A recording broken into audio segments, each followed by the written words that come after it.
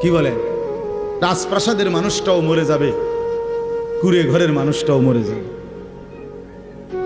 সুখের খাবার যার মুখে সেও মরে যাবে, ভিক্ষার থালা যার হাতে সেও মরে যাবে, যাবে না?